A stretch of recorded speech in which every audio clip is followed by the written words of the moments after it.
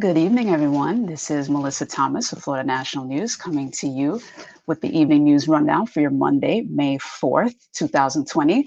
And in case you haven't noticed the date, it is May 4th, which is Star Wars Day. So it's all Star Wars nerds out there. May the 4th be with you.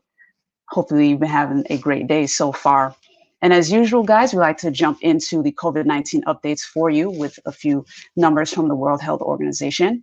And there's a bit of a questionable one with regards to the US numbers, but check this out. According to the World Health Organization, the global numbers are over 3.4 million confirmed cases with over 239,000 deaths. Now, the good news concerning the deaths is that so far, the delta between last night into today, over the last 24 hours, there were actually less than 1,000 deaths within the last 24 hours. So we're really starting to see the curve start to flatten in the number of coronavirus deaths and improvements in coronavirus care. With regards to the US numbers, we're at 1.12 million confirmed cases here in the US. Here's the part where things get a little questionable. The World Health Organization is reporting over 60,000 confirmed deaths. However, you guys heard me report a much larger number yesterday.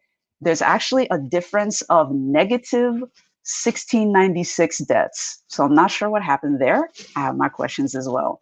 But just wanted to let you guys know that there was a shift in the data between yesterday and today, in case you heard the number and you're like, wait, what just happened? But yeah, there is a major shift there. Here in Florida, the Department of Health is reporting roughly 37,000 confirmed cases across the state, with approaching 1,400 confirmed deaths in the state of Florida. Now, jumping over to world news, some more good news where coronavirus is concerned in the country of France. Their numbers are starting to drop a little bit. Most of their deaths are coming from care homes, but right now they were only reporting 166 deaths from yesterday into today. The number of ICU cases have decreased by roughly 8. It went from 3,827 in the intensive care units to 3,819. So they're beginning to see a drop in their numbers as well. France's lockdown began in March, on March 17th. And they're going to start to ease their lockdown as of next Monday, May 11th. So, congratulations to France as they begin to see their numbers drop. Here in the United States, our president he did a town hall yesterday, a Fox News town hall, and he talked about the vaccines. So he's predicting that by the end of this year, the US should have a COVID-19 vaccine. Now, experts were expecting to have the vaccine ready probably within the next 18 months. Dr. Fauci was estimating that we'll have our vaccine by January, but after the town hall yesterday, the president is mentioning that the vaccine should be out by the end of the year. So we here at FloridaNationalNews.com will continue to do our job to keep you posted as to all of the updates concerning that. Now, jumping over to Florida news here, and there are a few updates here in the state of Florida, a lot of things going on, especially with today being Monday, May 4th, when the state pretty much reopens in earnest in phase 1. So we'll start at the state level, where currently right now there is a bit of a negative milestone in which Florida's unemployment claims have finally passed the 1 million mark. Now, there's some reports of roughly 40% of the applications not being eligible. However, there are some people that are kind of pushing back and mentioning the fact that there are folks who are eligible for unemployment and still have not received their claims or their payments. And now jumping over to Orange County a little bit, because we'll continue to keep you posted where the job numbers are concerned.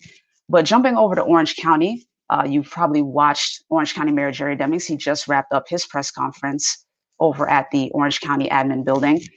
So during his press conference, he mentioned that during that conversation that he had last week with Governor Ron DeSantis, with the representatives from the barbershops and hair salons, the resolution that came out of that is that as of Friday this week, the governor will be providing the mayor with an update concerning a decision as to whether or not to open the barbershops and hair salons. As you heard me report on Friday leading into the weekend.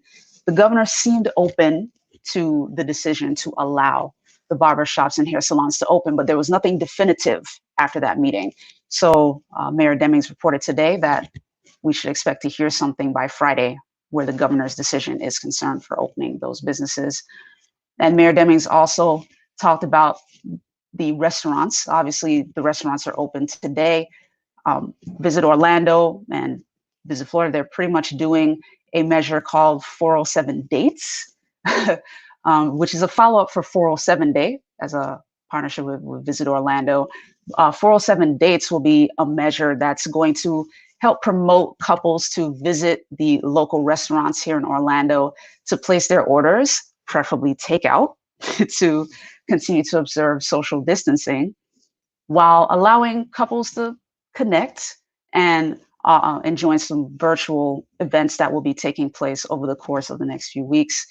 And jumping down into the city of Orlando, keeping the theme of restaurants going, Mayor Buddy Dyer announced today some proposals that he is making to help small business owners in the city of Orlando.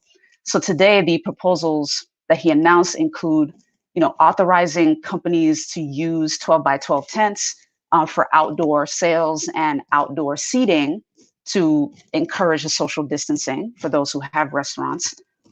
He wants to allow businesses to be able to use private parking and public rights of way as locations for seating and sales. And he also is allowing businesses to use extra signage and banners for that outdoor promotion to help folks observe the social distancing.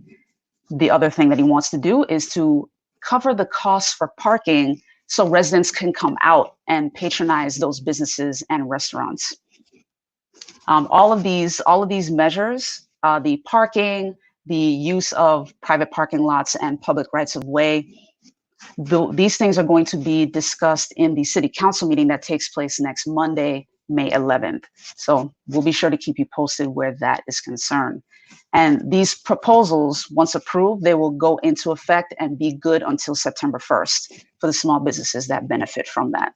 So stay tuned right here at FloridaNationalNews.com as we continue to keep you updated. And speaking of the mayor, you guys heard me report last week about the Walmart that's on Goldenrod Road that became a new testing site. Mayor Dyer will be at that testing site tomorrow morning at 10 a.m. If you guys have any questions for him, if you want to get tested, those hours are from 8 a.m. to 1 p.m. Monday through Saturday. So be sure to head on out there. It is 5991 Goldenrod Road. I have the address correct on that. So we'll keep you guys posted on all the updates with regards to small business openings during the pandemic as Florida begins to ease their lockdown. Now, as always, guys, we just wrapped up the Florida news, so I will be right back with your business, entertainment, and sports after this quick break. We wanted to move back home to be closer to his family. We decided to go with pods because things were stressful enough. We weren't sure how long we were going to need storage for, so we needed something that was flexible, and then they can deliver the container to wherever we move to. We haven't found the perfect house yet, but we're still looking. And we're back, guys. Thanks for sticking around. Now, jumping over to our business news, you've heard us talk about some companies that are beginning to enforce the use of face masks. And right now, Uber is the next one in line to enforce that. So the executives approved a policy last week that's going to require their drivers in several countries, including the United States, to wear a facial covering. Now, Uber is a company that is taking this very seriously because given the ease of the lockdowns across the world, they're expecting people to start venturing out and needing rides and using rideshare all over again. So because of that, they're actually developing technology right now that is going to detect whether or not a driver is wearing their face covering. So for the Uber drivers out there, I suggest you get your facial covering, a scarf, a mask, whatever the case may be, because they're not only requiring that you wear the face mask, but they're working on a way to make sure you're actually using them. So that's the business news for today. Thought that was very interesting. And jumping over to entertainment very quickly, as of today, the Late Late Show with James Corden, James is offering to pay his staff, the folks who are furloughed, as of today. CBS offered to pay the staff after the lockdown really began in the United States back in March 15th. As of today, May 4th, that particular window has ended, so the furlough has begun, and James is promising to pay those furlough staff. He began to shoot, his show out of his garage as of April 14th.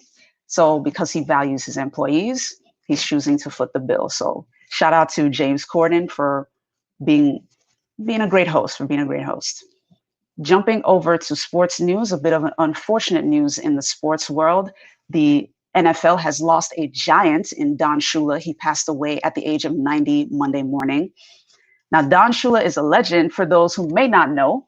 He was the coach of the Miami Dolphins from 1970 to 1995. And he, to this day, is the only NFL coach in all of NFL history to have a flawless season in 1972. Another item of NFL history that has yet to be broken that he accomplished is that he averaged 10 wins per season. And at his retirement, he totaled 328 season wins in total. To this day, only one other NFL coach has passed the 300 mark, but no one has passed him in total wins. So may Don Shula rest in peace. He is survived by his wife and 5 children. Our sympathies go out to not only Don Shula and his family, but the entire Miami Dolphins community and the Doll fans out there, because Doll fans go hard for their team. So we know you guys are in mourning right now. So our thoughts and prayers go out to you guys. Now that does it for us here at the Evening News Rundown. As always, guys, I thank you for taking the time to tune in. I'll be back here at 5 p.m. tomorrow. Started a little bit late this evening, but thank you guys for continuing to tune in nonetheless. And be sure to tune in a little bit later this evening. Speaking of sports, continue to tune in later this evening at 8 p.m. Eastern Standard Time, where Casey will be back with the FNN Sports Take. So she'll likely talk about Don Shula as well, as an NFL fan herself. But stay tuned as we continue to bring you guys all of our programming. And if you haven't done so yet, be sure to subscribe, follow us, do all of that stuff. We are at Florida National News, at FNN News TV, and at FNN News Live on Facebook. And be sure to subscribe on YouTube. We are at FNN News over there on YouTube. Now, guys, thank you so much for your time. I always appreciate you. Be sure to have a great rest of your afternoon. And if you're continuing to get your dose of the news, Governor Ron DeSantis will be coming on at 6 p.m. for his COVID-19 update and press conference with regards to phase 1 reopening. So stay tuned.